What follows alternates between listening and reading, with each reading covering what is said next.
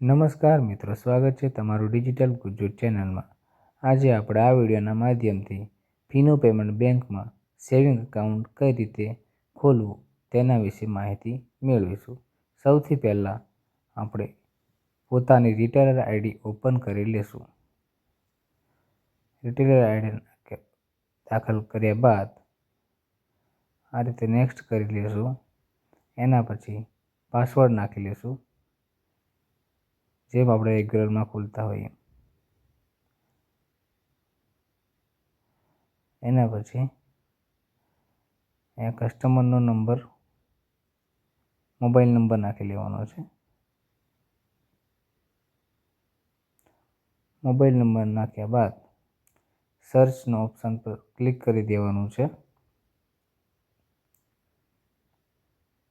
સર્ચના option પર click કર્યા પછી ઓપન એકાઉન્ટનો ઓપ્શન મળી જશે, તેની પર ક્લિક કરવાનું છે। એના પછી શુભ સેવિંગ એકાઉન્ટ પર ક્લિક કરી દેવાનું છે। તેના પછી ડેબિટ કાર્ડ પર યસ રહેવા દઈશું અને સિલેક્ટ કીટ ટાઈપ કરી કોમ્બો કરી દઈશું।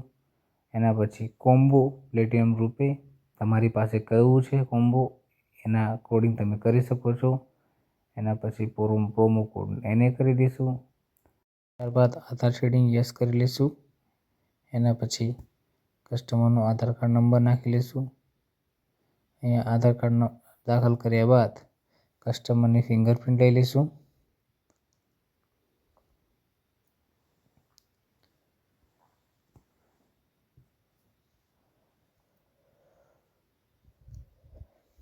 ત્યારબાદ આ રીતે પ્રોફાઇલ ખુલી જશે। આ રીતે પ્રોફાઇલ ઓપન થયા પછી પૂરી ડિટેલ આધાર કાર્ડ પ્રમાણે આવી જશે। એના પછી અહીંયા મેલ આઈડી ભરી લેવાની છે કસ્ટમરને પૂછીને। જો કસ્ટમરની મેલ આઈડી ના હોય તો આપણે જાતે બનાવવાની રહેશે, પણ મેલ આઈડી નાખવી ફરજિયાત છે। એના પછી ફાધર નેમ તો આધાર કાર્ડ પ્રમાણે આવી છે, મધર નેમ નાખવાનું રહેશે। મધર નેમ નાખ્યા પછી સામે પીઈપી ડિક્લેરેશન નો કરી દેવાનું છે। એના પછી અહીંયા મેરિટ સ્ટેટસ મેરિટ છે કે સિંગલ છે એ કરી લેવાનું છે। એગ્રીકલ્ચર કરી દેવાનું છે, ઇંગ્લિશ કરી દેવાનું છે। એના પછી સિલેક્ટ એજ્યુકેશન, એના પછી ઇન્કમ નાખી લેવાની છે। ત્યારબાદ કમ્યુનિકેશન એડ્રેસ પર સેમ એઝ આધાર કરી લેવાનું છે। એના પછી પર્પસ ઓફ અકાઉન્ટ ડીબીટી કરી લેવાનું છે, કાં તો વધારે પણ કરી શકો છો તમે મિત્રો। એના પછી કસ્ટમરની ફિંગરપ્રિન્ટ લઈ લેવાની છે।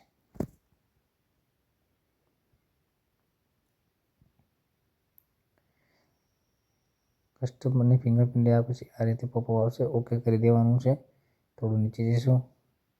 પાન કાર્ડ હોય તો પાન કાર્ડ ડેટા ભરી લેવાની છે, નહીં તો ફોર્મ 60 પર ક્લિક કરીને ફોર્મ 60 ભરી લેવાનું છે। પાન કાર્ડ માટે એપ્લાય કરેલું હોય તો યસ રાખીને એનો અનનોન નંબર ભરી લેવાનો છે, અને નહીં એપ્લાય કર્યું તો નો કરીને આ રીતે ડિટેલ ભરી લેવાની છે। પહેલાં 500 કરી દીધું છે, મેં કસ્ટમરને પૂછીને 1,20,000 એની એન્યુઅલ ઇન્કમ કરી દીધી છે।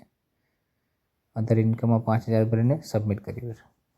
એના પછી ફેક્ટર ડિક્લેરેશન પર ક્લિક કરવાનું છે।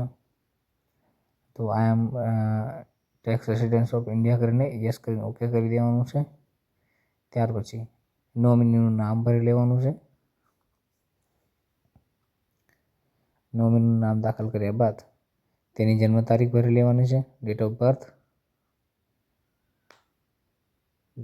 બર્થ ભર્યા પછી શું રિલેશનશિપ સાથે એનો સંબંધ શું ધરાવો છે એ લખી લેવાનું છે। વાઈફ હોય તો વાઈફ, હસબન્ડ હોય તો હસબન્ડ, મધર હોય તો મધર અને પપ્પા હોય તો ફાધર, એ રીતે ભરી લેવાનું છે। સેમ એઝ કસ્ટમર એડ્રેસ તો ઓટોમેટિક આવી છે।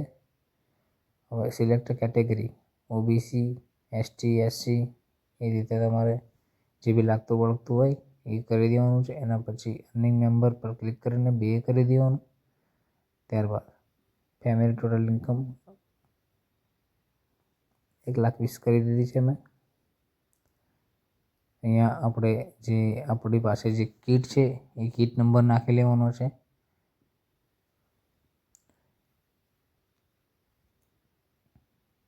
કોમ્બો કીટ નંબર નાખ્યા પછી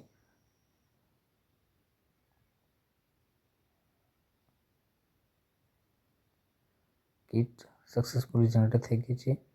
એના પછી કસ્ટમરની ફિંગરપ્રિન્ટ લઈ લેવાની છે.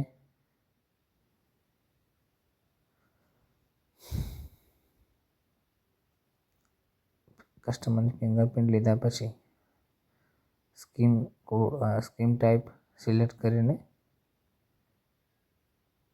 આઈ do not my Aadhaar number seeded with any other bank. મારું કોઈ બેંકમાં આધાર સીડિંગ નથી તો કસ્ટમરને પૂછીને કરી લેવાનું છે.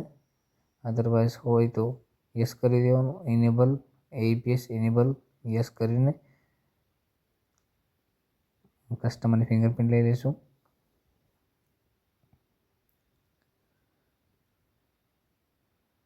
ત્યારબાદ બંને ખાનામાં ટીક કરીને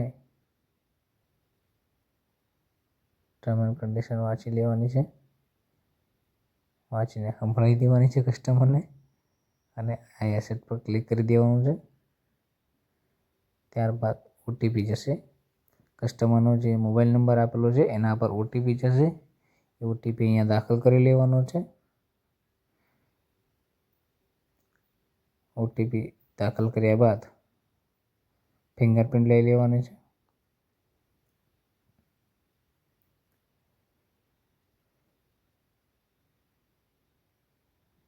ફિંગરપ્રિન્ટ લઈને ઓકે. એના પછી સબમિટ પર ક્લિક કરી દેવાનું છે. અકાઉન્ટ ઓપન થઈ ગયું છે. આમાં તમને અકાઉન્ટ નંબર છે, કસ્ટમર આઈડી છે એ તમને શો કરી દેશે. બરાબર છે.